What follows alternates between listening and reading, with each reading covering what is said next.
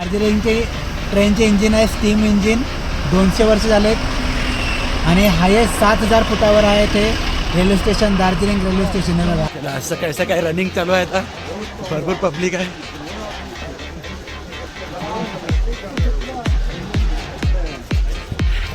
2 ते 3 किलोमीटर आमचे रनिंग झालेले आहे. आम्ही दार्जिलिंग सिटीमध्ये रनिंग करतोय. थकवा आला आहे पण मजा येते. येस मॅन, कमान कमान, चला चला चला, धावत राहा, चालत राहा. खूप मस्त आहे. दार्जिलिंगची थंडी पुढे लागली. इकडे आता सर्कल आहे. सुरुवातीला डोंगर दिसतात आणि डोंगराच्या आतमध्ये आहेत नुसती घरं.